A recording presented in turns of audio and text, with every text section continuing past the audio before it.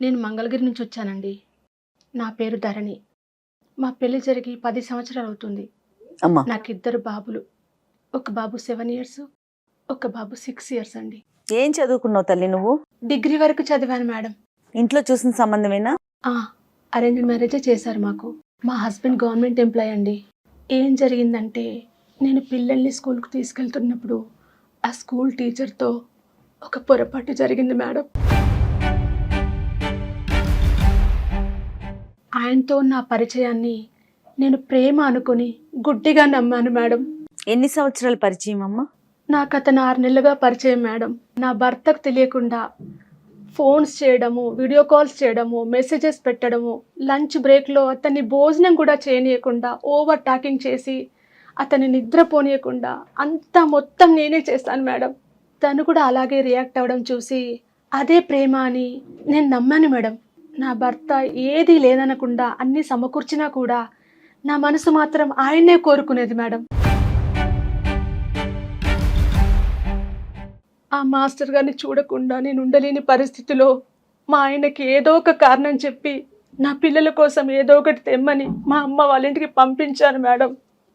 ఆ వంకతోటే మాస్టర్ గారిని ఇంటికి పిలిపించుకొని ఇద్దరం కలిసి తప్పు చేశాం మేడం.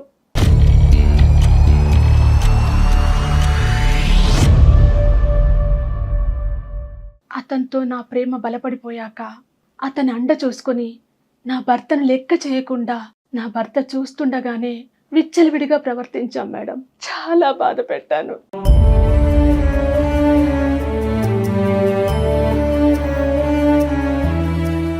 ఈ విషయం తెలిసి నా భర్త నిలదీసి నన్ను అడిగితే గొడవ పెట్టుకొని అర్ధాంతంగా మా పుట్టింటికి వెళ్ళిపోయాను మేడం.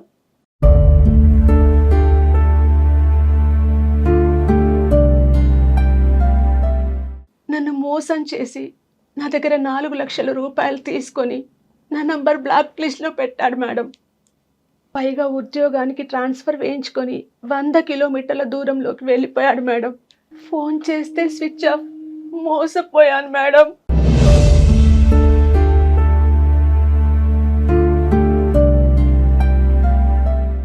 ఏంటి ఒక నెలల పరిచయంతోనే అతనితో ఎక్కడి దాకా ప్రయాణం చేయాలో అక్కడి దాకా నువ్వు ప్రయాణం ట్రావెల్ చేసేసి 2 పిల్లల తల్లివై ఉండి అతను డబ్బులు ఇవ్వలేదు, నీ దగ్గర డబ్బులు తీసుకుని ఎగ్గొట్టినాక అప్పుడు అతను నిజమైన ప్రేమ కాదని అర్థమైందా తల్లి నీకు?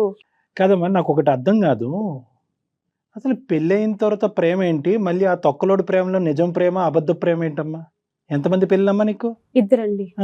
కళ్యాణ్ గారు అసలు అంటే నేను ఇప్పటి వరకు అసలు ఏం వింటున్నానో నాకైతే అర్థం కాలేదు కళ్యాణ్ గారు. అంటే చేసేయన్నీ చేసేసి ఒకదాని తర్వాత ఒకటి సింపుల్ గా సారీ నేను తప్పు చేశాను, నేను పశ్చాత్తాపడుతున్నాను అంటే అవతల వైపు నుంచి ఎంత మ్యాగ్నెటిక్ పవర్ ఉంటే కనుక నువ్వు ఇలా అట్రాక్ట్, ఎంత మ్యాగ్నెటిక్ పవర్ ఉన్నా కూడా అట్రాక్ట్ అవ్వకూడదు. 10 సంవత్సరాల పాటు జరిగినటువంటి ప్రయాణంలో 2 పిల్లల కన్నా తల్లి ఈ విధంగా స్కూల్ మాస్టర్ కి కనెక్ట్ అయిపోయింది అనేటటువంటి అంశం వెనకతల బ్యాక్గ్రౌండ్ ఏంటో కొద్దిగా వివరించు. నాకు తను చూపించే ప్రేమ అంత బాగుండేది సార్. నాకు చాలా బాగా ప్రేమ చూపించేది వాడు. మా భర్త దగ్గర అలాంటి ప్రేమ నేను ఎప్పుడు చూడలేదు. ఎప్పుడు నేను ఇంటిలో యజమానిని, నేను ఇంత సంపాదిస్తున్నాను, నేను ఒక గవర్నమెంట్ ఎంప్లాయీని, నేను నా హోదా ఉంది అని ఒక పంజరంలో చిలకని పెట్టేసి ఎట్లా చూసుకుంటారు అన్న ఇదిలో చూసుకునేవాడు. నాకు కావాల్సినన్ని తెచ్చేవాళ్ళు, సర్ప్రైజ్లు చేసేవాళ్ళు, బర్త్డే ఫంక్షన్స్ అప్పుడు మినిమం అన్నీ ఏదైనా సరే నాకు కావాల్సినన్ని నేను అడగకుండానే తెచ్చిచ్చేవాళ్ళు.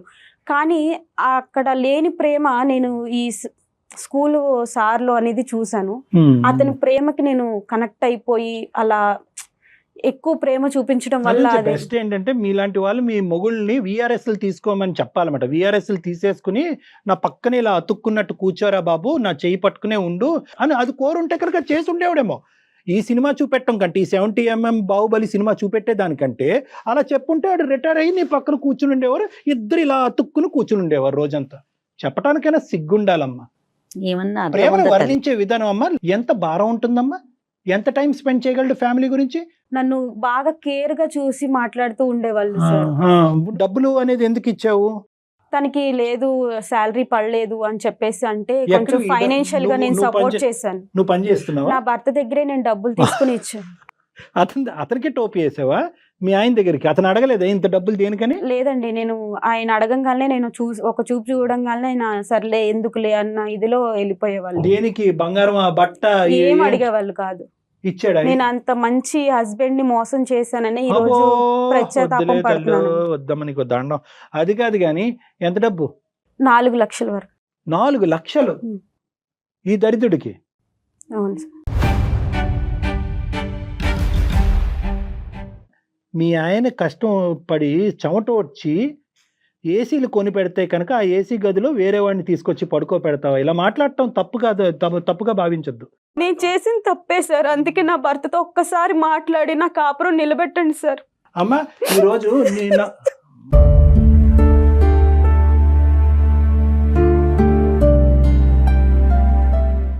తప్పు ఒప్పుకోవడానికి వచ్చాను సార్, దయచేసి నా కాపురం నిలబెట్టండి సార్. ఇతని మేడం అమ్మా అవన్నీ చేద్దాంలే, కాపురం నిలబెట్టక మేమేం చేయగలం కానీ పిల్లలు ఎక్కడున్నారమ్మా? అది చాలా తప్పుగా అడుగుతాను, ఏమనుకోవద్దు. మీరు ఈ మా అమ్మగారి మానవ ఇంట్లోనే ఉన్నాను సార్. మా నాన్నగారిని పిలిపించి కూడా అతను మాట్లాడి మెసేజ్లు అవన్నీ కూడా కలెక్ట్ చేసుకుని పెట్టుకున్నారు మేడం. ఎవరు? మా హస్బెండ్. ఎవిడెన్సెస్ ఎవిడెన్స్లు ఉన్నాయి ఆయన దగ్గర. ఏమేమి ఉన్నాయమ్మా అతని దగ్గర? ఆధారాలు ఏమేమి ఉన్నాయి? ఎలా దొరికింది? కాల్ రికార్డ్స్ అవన్నీ ఉన్నాయి, మెసేజ్లు అన్ని స్క్రీన్ షాట్స్ ఉన్నాయి. తను మేము వీడియో కాల్ మాట్లాడుకుంది మాకు తెలియకుండానే ఆటోమేటిక్ రికార్డింగ్ అయిపోయింది. అవన్నీ ఆయన దగ్గర ఉంటే మా నాన్నగారిని పిలిచి మాట్లాడిపిచ్చి మరీ తీసుకుని వెళ్ళిపోమని చెప్పన్నారు. సరే నేను ఆ రోజు అతను ఉన్నాడు కదా అని ధైర్యంతో నేను తెగిచ్చేసి నేను అతనితోనే ఉంటాను అని చెప్పి నా పిల్లల్ని తీసుకుని పుట్టింటికి మీ వెళ్ళిపోయాను. భర్త మిమ్మల్ని అడిగారు, మీ ఆయన నిన్ను అడిగారు? అడిగారు. ఆహా.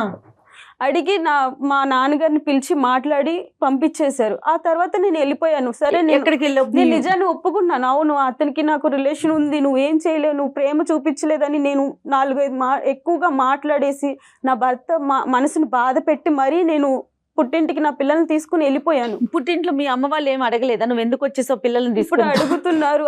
ప్రతి ఒక్క ఫంక్షన్స్ కి వెళ్ళినా ఎక్కడికి వెళ్ళినా అందరూ నన్ను చీప్ గా చూస్తున్నారు. అదండి నేను చేసిన తప్పు అని ఈ రోజు నేను తెలుసుకుని ఇక్కడికి రాదు రావడం కళ్యాణ్ గారు. జరిగింది. ఇప్పుడు ఆ అమ్మాయి వెళ్ళిపోయిన ఒక 6 నెలల్లో తను పడుతున్న ఇబ్బందుల వల్ల రియలైజ్ అవుతోందండి. ఏం తెలుసుకున్నాను, తప్పు నా తెలుసుకున్నాను. పిల్లలకి తండ్రి అమ్మా, కావాలి. అమ్మ నీ పిల్లలకి తండ్రి కావాలి, నీకు భర్త కావాలి, నువ్వేమో వచ్చి వేరే వాళ్ళకి కావాలి.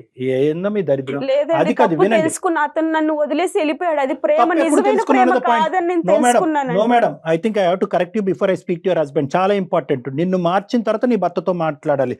ఎంతవరకు తప్పు తెలుసుకున్నావు? ఈ రోజు ఆ మానవాడు ట్రాన్స్ఫర్ కాకుండా అక్కడే ఉండి ఇంకొక 6 లక్షలు మీ దగ్గర నుంచి పిండి ఉంటే కనుక అప్పుడు తెలుసుకుని ఉండేదానివా?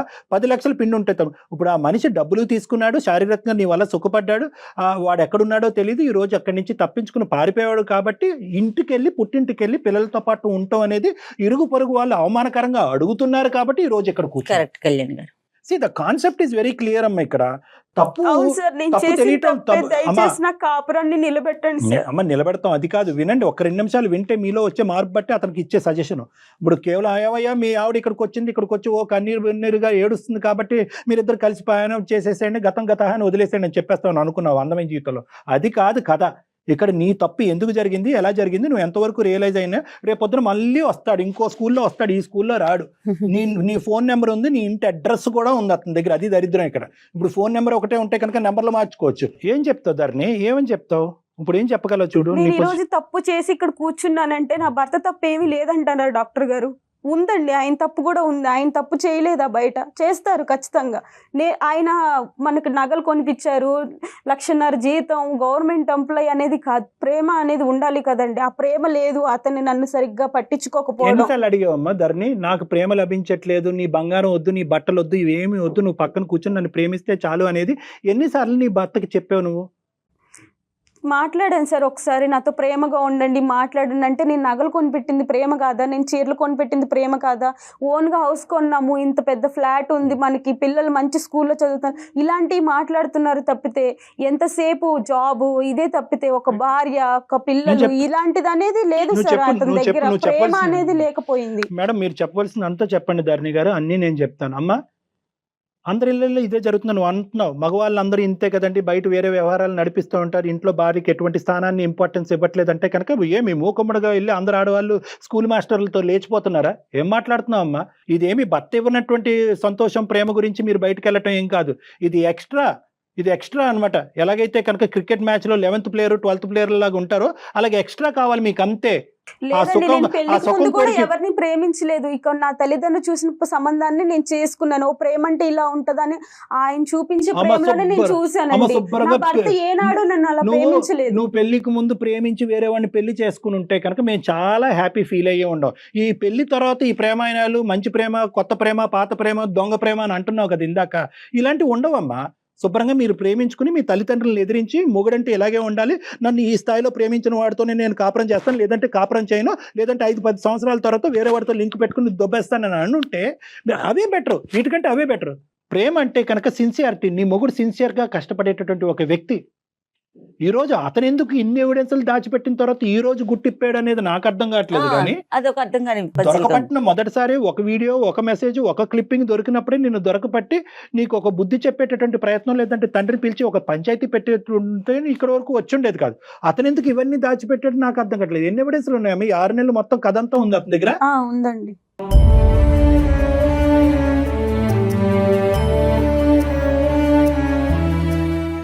మొత్తం మీరు చేసిన ప్రయాణం అంతా ఉంది. ఉన్నాయి. వీడియోలు, మెసేజ్లు, మెసేజ్లు, ఫోన్ కాల్స్ అన్ని ఉన్నాయి. నిన్నెప్పుడు అడిగాడు? ఇవన్నీ దొరికిన తర్వాత ఇప్పుడు 6 నెలల తర్వాత అడిగాడా? నిన్ను కూడా మొదట అడిగాడా? ఎన్నిసార్లు అడిగాడు? ఒకసారి అడిగారు, మా నాన్నగారిని పిలిచి మాట్లాడారు. ఇంకా అదే ఫైనల్. నాతో కూడా ఇంట్లో ఒకటి డిస్కషన్ జరిగింది. ఆ తర్వాత మా నాన్నగారికి ఫోన్ చేసి పిలిపించి మాట్లాడి పంపించడం జరిగింది సార్. ఇక్కడ మా హస్బెండ్ గారికి ఎప్పటి నుంచి కొంచెం ఎక్కడ తప్పు దొరికితే మనము ఎప్పుడు బ్లేమ్ చేద్దామా అనే కాన్సెప్ట్ లో ఉంటారు. ఎట్లా విడిగా మిమ్మల్ని ఇంట్లో కూడా అంతేనా? ఇంట్లో కూడా అంతే మేడం. వంటగదిలో ఏదైనా చిన్న మిస్టేక్ జరిగినా దాని గురించి ఒక 10 నిమిషాలు క్లాస్ తీసుకుంటారు. అదే 10 నిమిషాలు నాతో ఆప్యాయంగా ప్రేమగా మాట్లాడితే బాగుండేది. ఈ రోజు నా జీవితం ఇలా అయ్యేది కాదు, నేను ఇలా బాధపడేదాన్ని కాదు, నా పిల్లలకి అన్యాయం జరిగేది కాదు, నాకు ఇలా జరిగేది కాదని నేను ఇప్పుడు ఫీల్ అవుతున్నాను.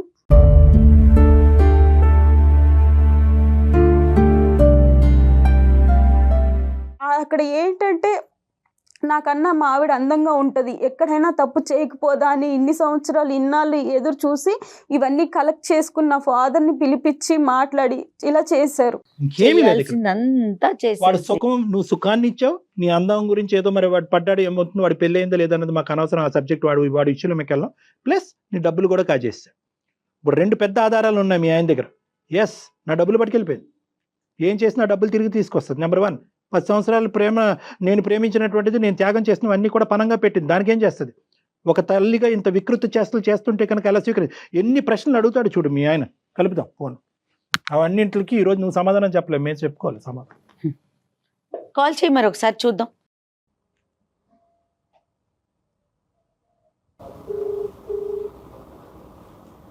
స్పీకర్ స్పీకర్ స్పీకర్ పెట్టమ్మా. చెప్పమ్మా, నువ్వు ఇట్లా కొంచెం మాట్లాడి. హలో హలో హలో, నేను ధర్నీని మాట్లాడుతున్నానండి. చెప్పే ఏంటో. ఒకసారి నేను ఇక్కడ అందమైన జీవితం ప్రోగ్రామ్కి వచ్చాను, సుమన్ టీవీ. నమస్తే అండి. నమస్తే అండి. ఫోన్ అక్కడ పెట్టమ్మా. నమస్తే అండి, నేను జయానండి, సుమన్ టీవీ అందమైన జీవితం ప్రోగ్రామ్ నుంచి. నాతో పాటు డాక్టర్ కళ్యాణ్ చక్రవర్తి గారు కూడా ఉన్నారు. నమస్కారం అండి. పేరేంటమ్మా? నమస్కారం సార్. నమస్కారం అండి. రవి గారు నమస్తే అండి. సారీ అండి, మీకు తెలియకుండా మీతో అంటే ఫోన్ లైన్లోకి తీసుకున్నాం మిమ్మల్ని. మీ భార్య మాకు వాట్సాప్ మెసేజ్ పెట్టారు జరిగిన తప్పు గురించి. దాన్ని మళ్ళీ పదే పదే మాట్లాడలేకపోతున్నాను నేనైతే. దాని గురించి సార్ మీరు తప్పు అంటున్నారు, చేసింది మామూలు తప్పు కాదు మేడం. అవునండి, అవును, క్షమించడానికి తప్పండి. కరెక్టేనండి, కరెక్టే. మేడం గారు, నేను ఇన్నాళ్ళు పిల్లల ముఖం చూసేసి మారుతుందిలే అని చెప్పి చాలా ఓపిక పట్టానండి.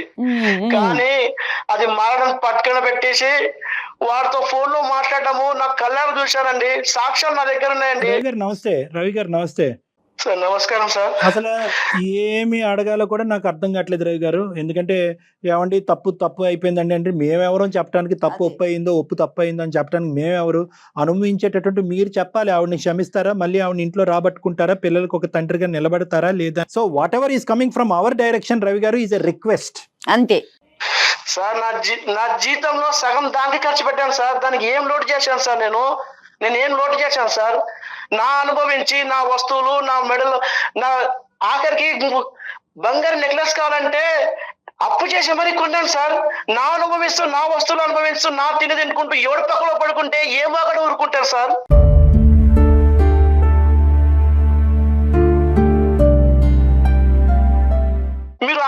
చేయండి సార్ ఒక్కసారి. సార్ నేను తట్టుకునే నా అంత శక్తి లేదు సార్. మీరు ఇప్పుడు కన్నీళ్ళతో కాలు కడుతున్నారు, బాగానే ఉంది. రేపు నా దగ్గర నేను తెచ్చుకున్న దాన్ని బాగా ఉంటుందని గ్యారంటీ ఏమో సార్, మీరు గ్యారంటీ ఇస్తారా చెప్పండి? ఎవరు ఇవ్వలేను నన్ను, అది మేము గ్యారంటీలు ఇచ్చే సంస్థ కాదు మాది, మేము గ్యారంటీలు ఇవ్వం. మరి ఎలా సార్? నేను ఆల్రెడీ సార్ చచ్చినాను సార్, మళ్ళీ నన్ను మొత్తం చంపేస్తారా? మా కుటుంబము, మా ఫ్యామిలీ, మా ఫ్రెండ్స్, మా చుట్టాలు, నాకు మంచి పేరు సార్ సొసైటీలో. మాట్లాడమ్మా, నువ్వు మాట్లాడాలి సార్ నన్ను మా వాళ్ళు. ఏమండి ప్లీజ్ అండి, మీ కాళ్ళు పట్టుకుంటానండి. మన పిల్లలకి మనకి మంచి జీవితం ఉందని నేను ఇప్పుడు అర్థం చేసుకున్నానండి, అందుకే నేను ఇక్కడ మాట్లాడడం జరుగుతుంది. ప్లీజ్ అండి క్షమించండి, ఒక్కసారికి నన్ను క్షమించండి, జీవితంలో మళ్ళీ తప్పు చేయను ప్లీజ్ అండి, ఈ ఒక్కసారి. ఏమండి నేనంత పెద్ద మనిషి చేయలేనే, నాకంత మన ఓపిక పిల్లల లేదే. గురించి ఒక్కసారి ఆలోచించండి, నేను ఆలోచించక మీరు ఆలోచించక. ఏమండి ప్లీజ్ అండి. నువ్వు ఒకసారి వాడితో కులికే ముందు, వాడితో ఫోన్ లో మాట్లాడే ముందు, పిల్లలు ఉన్నారు, భర్త ఉన్నాడు, ఒక్కసారి నా గురించి, పిల్లల గురించి ఆలోచించావు ఒక్కసారి. నేను ఏ తప్పు చేయనండి, మీరు చెప్పినట్టు వింటాను, మీతోనే ఉంటాను, మన పిల్లలు మనం సంతోషంగా ఉందామండి ప్లీజ్ అండి. నిన్ను చూసిన ప్రతి క్షణం వాడే గుర్తుకొస్తాడు. ఎలా ఉండాలి నేను? ప్లీజ్ అండి, గతాన్ని మర్చిపోయి మనం ముందుకెళ్దాం ప్లీజ్ అండి, ఒక్కసారి ఆలోచించండి, నన్ను క్షమించండి, అవన్నీ తీసేయండి. నన్ను ఒక్క నిమిషం ధరణి చెప్పు రవి, సాక్ష్యాధారాలు ఎందుకు చూపెట్టారు, అప్పుడే ఎందుకు చూపెట్టారు, 6 నెలలు బట్టి ఎందుకు వెయిట్ చేశారు రవి మీరు? సార్ నేను ఎప్పుడు అడుగుదాం అనుకున్నాను సార్, ఓపిక పట్టాను సార్. మారిపోతుందిలే, ఈ రోజు కాకపోతే రేపు మారిపోతుందిలే, చెప్పుడు మాటలు విని ఇలా చెడిపోతుంది అని చెప్పి ఓపిక పట్టాను సార్. నేను నాకు ఒక ఆధారం చాలు కదా, 100 ఆధారాలు ఎందుకు దానికి? 6 నెలల దాకా వెయిట్ చేయాల్సిన అవసరం ఏముందండి? ఒక్క ఆధారం ఉంటే చాలు కదా నిలదీయటానికి. మీరు ఎందుకు ఈ ఎవిడెన్స్ కలెక్షన్ లో ఎందుకు బిజీ అయ్యారు మీరు? సార్ ఈ ఆడవాళ్ళ గురించి మీకు తెలియదు సార్, గతంలో మా అన్నయ్యకి ఇలాగే జరిగింది సార్. అందుకే ఈ సాక్ష్యాధారాలు అన్ని సేకరించి వాళ్ళ నాన్నకు చూపించాను. ఆ పెద్ద మనిషి ఏమంటున్నాడు, బాబు నీ ఇష్టం అని చెప్తున్నాడు సార్. ఇంకా నేను ఏం చేయాలి? నేను ఇప్పుడు నాకు ఒకటే మార్గం సార్, నాకు ఇంకో వేరే పెళ్లి మార్గం తప్ప ఇంకేది సార్. మీరు ఇప్పుడు మమ్మల్ని కలిసిపోమంటున్నారు, వాళ్ళని చూసిన ప్రతిసారి నాకు వాడే గుర్తుకొస్తారు సార్. ఎలా కాపురం చేయాలి సార్ నేను? ఆ పెళ్లి అనే ఆలోచన తీసేయండి, నేను మీతో మంచిగా ఉంటాను, ఇక మీదట మనం అందరం కలిసి ఉందాం. నన్ను ఒక్కసారి క్షమించండి, నా తప్పు అయిపోయింది, నేను తప్పు తెలుసుకున్నానండి, నేను కళ్ళు నెత్తికెక్కి మిమ్మల్ని వదిలేసి వెళ్ళానండి, నన్ను క్షమించండి.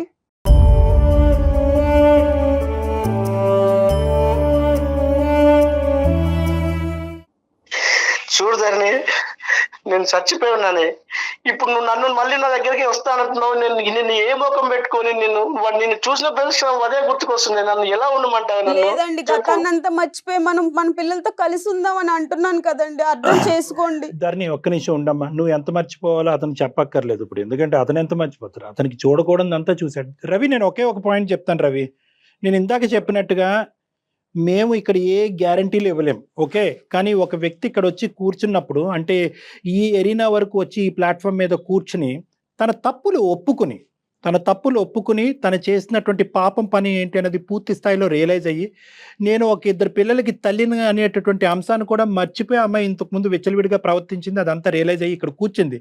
ఆవిడకి తగలవలసినటువంటి పనిష్మెంటు, తగలవలసినటువంటి దెబ్బ 2 దిక్కుల నుంచి తగ్గింది. సమాజం నుంచి, పిల్లల నుంచి, భర్త నుంచి, వాడు ఎవడైతే ఉన్నాడో ఇలా ఉంటారు మగాళ్ళు అనేటటువంటిది చూపెట్టేటటువంటి దాని దగ్గర నుంచి, మొత్తం అన్ని దిక్కుల నుంచి ఆ అమ్మాయికి ఈరోజు పనిష్మెంట్ రావటం వల్ల ఈరోజు రియలైజ్ అయ్యింది అనేటటువంటి నమ్మకం. యాజ్ ఏ సైకియాట్రిస్ట్, ఒక 25 years ఎక్స్పీరియన్స్ ఉన్న ఒక మానసిక వైద్య నిపుణుడిగా నాకు ఒక అర్థం అవుతుంది ఆ అమ్మాయిని ఇక్కడ కూర్చున్న తర్వాత.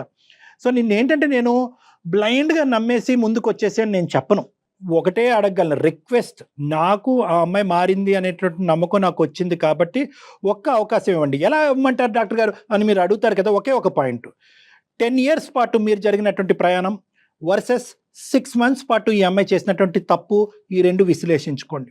డబ్బులు, సుఖాలు, సంతోషాలు లభిస్తున్నాయి కానీ ఆ అమ్మాయి తన మానసికంగా లోపల డిఫైన్ చేసుకున్నటువంటి ప్రేమకి నిర్వచనం మీ దగ్గర నుంచి అది దొరకలేదు. దాని గురించి మనం తర్వాత కూడా మాట్లాడుకోవాలి ఒకసారి.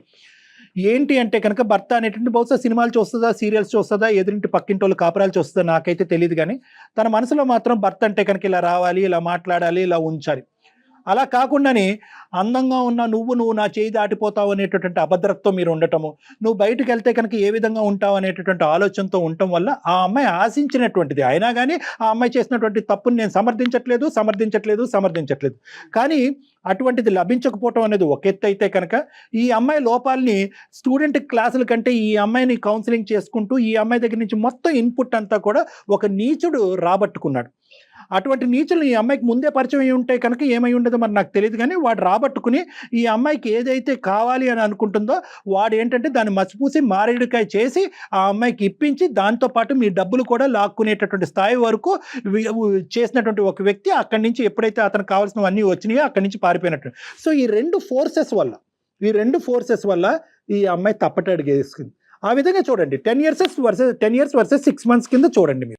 సార్ నేను ఇప్పుడు ఒకటే సార్, పోయిన డబ్బు గురించి కాదు నా బాధ, ఇప్పుడు నా పరువు పోయింది సార్. ఇక్కడ పరుగు పోయింది, ఇప్పుడు మళ్ళీ ఆ అమ్మాయి వస్తా అంటుంది, మరి ఎలా సార్? ఇప్పుడు నన్ను ఏం చేయమంటారు సార్? మీరు చెప్పండి సార్, మీరే. ఒకే ఒక అంశం, ఆ అమ్మాయి రియలైజ్ అయ్యింది, నిక్కచ్చగా ఈరోజు ఇక్కడ ముందు కూర్చుని తలదించుకుని బాధపడుతూ ఏడుస్తూ ఒక పబ్లిక్ ప్లాట్ఫామ్ మీద తన బాధను తీర్చుకునేటటువంటి ప్రయత్నం చేస్తుంది ఈరోజు. అది చాలదా అండి మీకు ఒక గ్యారంటీ? సార్ ఎందుకంటే మీ మాట, మీ టోన్ లో ఇప్పటికీ కూడా ఆ అమ్మాయి మీద ఒక ప్రేమ ఉందన్నట్టు అనిపిస్తుందండి. ఏమోనే, నేనేం చేయలేకపోతాను ఇప్పుడు. కాదు వాళ్ళే నీకు న్యాయం చేయాలి ఇప్పుడు. ధరణి కాదు నాన్న, న్యాయం అనేటటువంటిది మీ పిల్లలకి చేయాలి నాన్న, మీ ఇద్దరికి కాదు. చూసారా, మనం అనుకుంటే పిల్లలు పుడతారు, కానీ పిల్లలు అనుకుంటే మనం తల్లిదండ్రులుగా రాము. అదే ఇక్కడ ఉన్న దరిద్రం.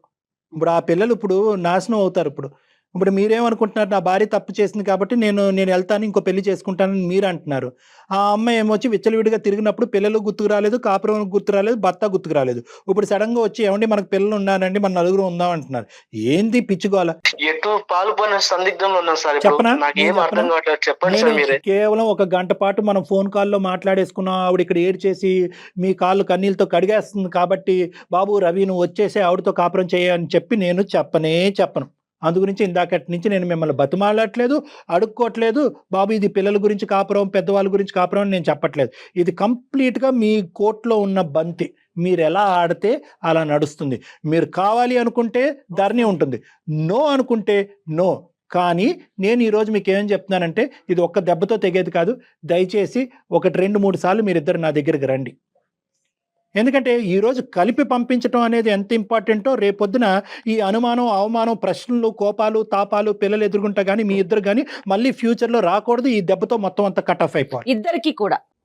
సార్ నేను ఒకటే సార్, ఇన్నాళ్ళుగా అది ఇంటి నుంచి పోయింది, ఎక్కడ తిరిగిందో నాకు తెలియదు, కానీ ఇప్పుడు మీ ముందుకు వచ్చి ఇప్పుడు నన్ను మళ్ళీ ఇంటికి వస్తానంటుంది సార్. అది మారిందని నమ్మకం నాలో కలుగుతుంది. ఎందుకంటే మీరు మీ మాటలు వింటుంటే నాకు ఎక్కడో ఏదో కొత్త ఆశ సార్. సంసారం పైన చిన్న ఆశ కలుగుతుంది సార్. మీరు మాట్లాడుతున్నారు ఒకే ఒక ఆశ సార్, ఒకటే ఒక ఆశ. ఖచ్చితంగా ఒక పని చేయండి. ముందు పిల్లల్ని మీ అత్తగారింట్లోనే ఉంచి ఒక 2-3 రోజులు మీరు ఎక్కడికైనా బయటకు వెళ్ళి ఏదైనా మీకు ఇష్టమైన దైవాన్ని దర్శించుకొని తర్వాత కళ్యాణ్ గారిని కలవండి. ఆయనతో ఆయన అపాయింట్మెంట్ తీసుకొని ఒక 2-3 సార్లు కలిసిన తరువాత చక్కగా మళ్ళీ కొత్త జీవితాన్ని స్టార్ట్ చేయండి. రవి గారు, ఇప్పుడు ఇది ఎవ్వరికీ తెలియదు. ఎందుకంటే ఇలాంటి అంశాలు ఎప్పుడైతే గుట్టు రట్టవుతుందో అప్పుడు కాస్త ఇది బిగించడం కానీ కలపటం చాలా కష్టం. ఇక్కడ ఎక్కడికి వెళ్ళలేదు. కేవలం ధరణి వాళ్ళ తండ్రి గారికి తెలుసు, మీ ఫ్యామిలీ మెంబర్స్ తెలుసు, దానికి మించి కుటుంబ సభ్యులు ఎవరికి తెలియదు. ఎవరికి తెలియదు, ఎట్టి పరిస్థితుల్లో తెలియదండి. చెప్పండి మేడం. దానికి ఆ ఎష్యూరెన్స్ మేము ఇస్తామండి. ధరణి అంటే తను ఫిజికల్ గా ఇక్కడ ఉన్నా కూడా తను కనిపించకుండా తగిన జాగ్రత్తలు మేము తీసుకుంటాము.